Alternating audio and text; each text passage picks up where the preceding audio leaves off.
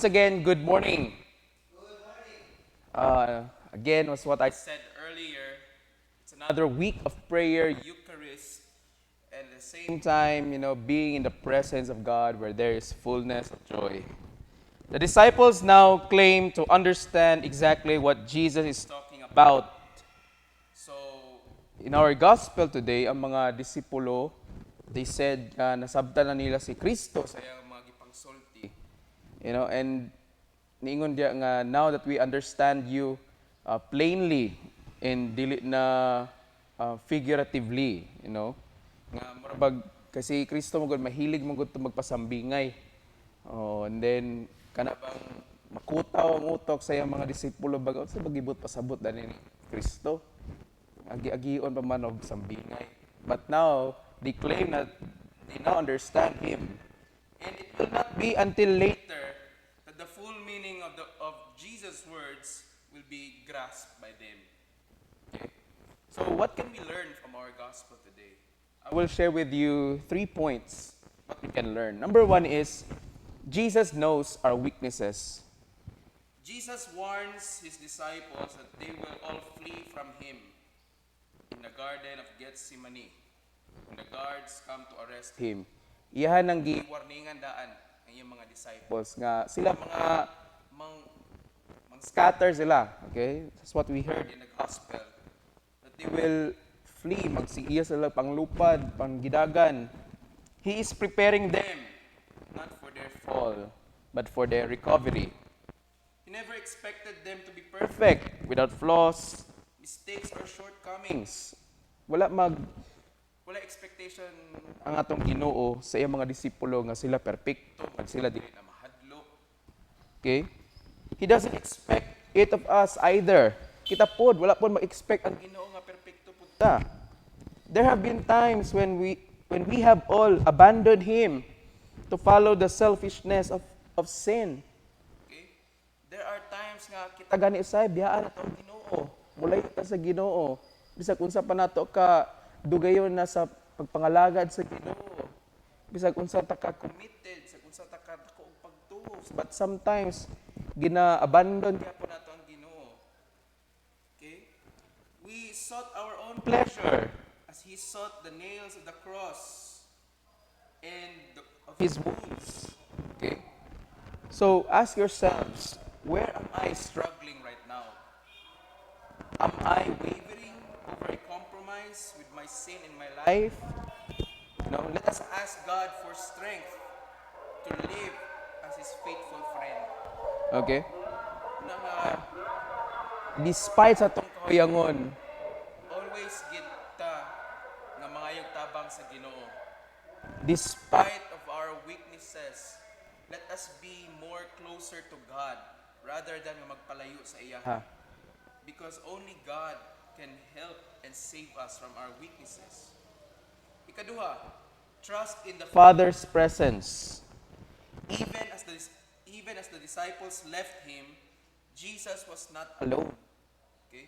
Bisan si Kristo gibiyaan na sa iyang mga disipulo, wala mag-inusara nga atong Dios. His Father was with him.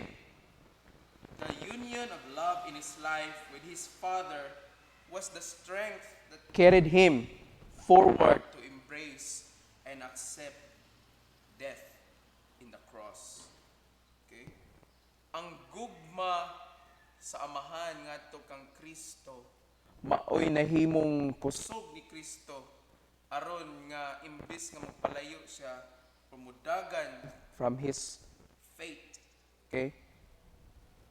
Maonoy nagtukmod niya nga to accept the reality of his fate. He could be calm in the midst of the storm and endure unimaginable sufferings during his passion and death. Jesus lights the way for us in the midst of our own struggles and trials in life. Always atong hinumduman that whenever we are in the midst of a struggle, of a problem in our lives, let us remember that the presence of God is there. Wala mabiya ang Ginoo nato. It is natural for us to feel alone from everyone when we are suffering and struggling. Alone in the pain and the emptiness of our life.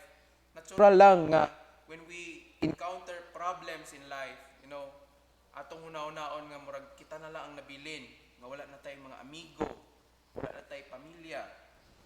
Kaya we also have that tendency nga ako-akoon lang nato ang problema. Tungod kay ato-ato raman. Kita raman ang apektuhan. Okay? But God is with us. He is within us and we are never alone. Huwag nato timanan. Wala mubiya ang Ginoo nato. Never even once. O ang ikatulo, His victory is my victory. Jesus never promised His disciples an easy life. He was very clear with them that in the world, they would have trouble.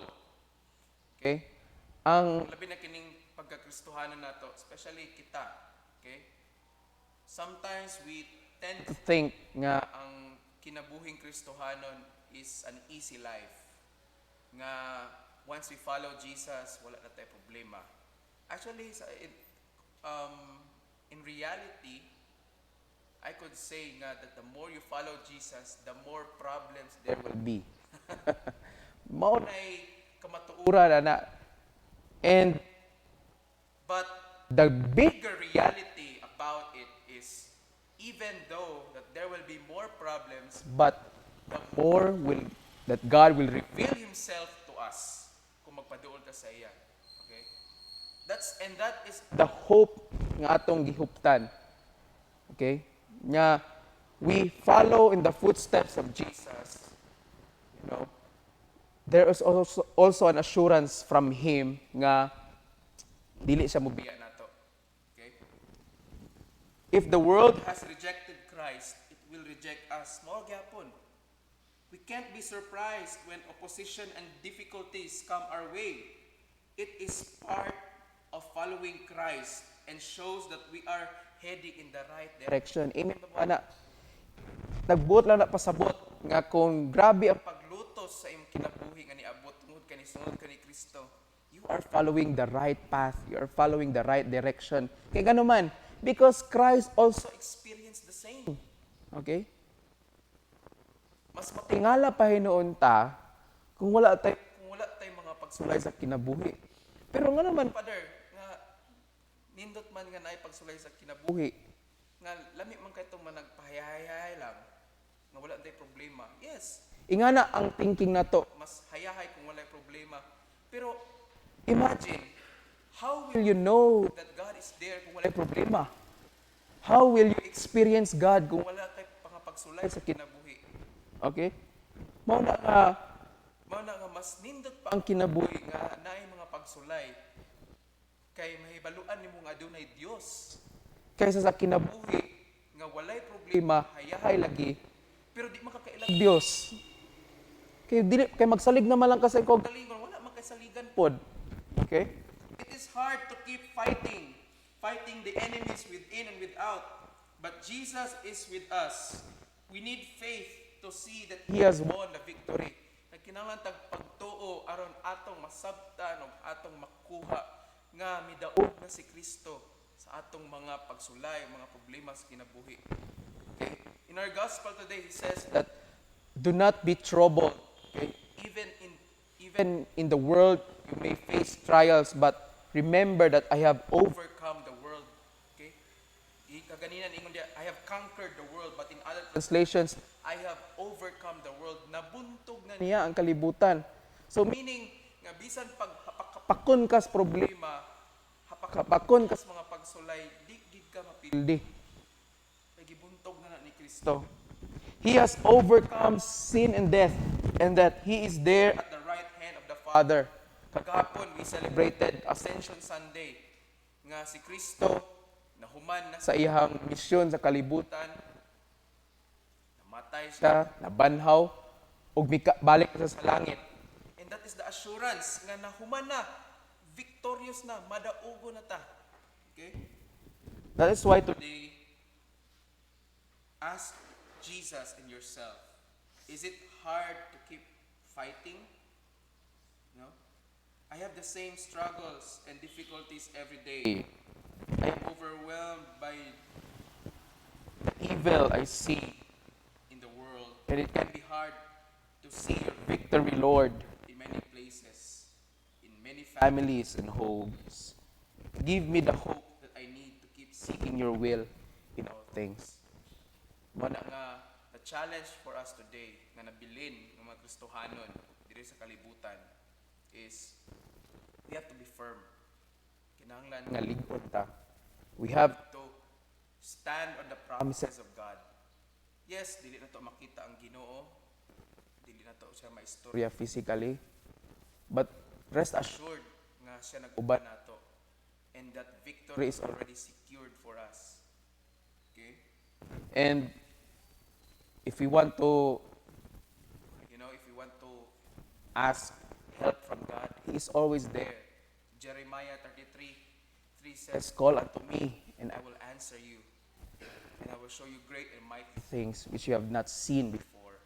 And we also have our church leaders ready to help you. Ever na doon lang may mga pangutana, mga if you need counseling, okay? And the church is here for you. Wala nga, there's no reason nga maingon ta nga God is not with us. God is with us. Promise na niya, okay, that He will be with us until the end of the ages. Amen. Please stand.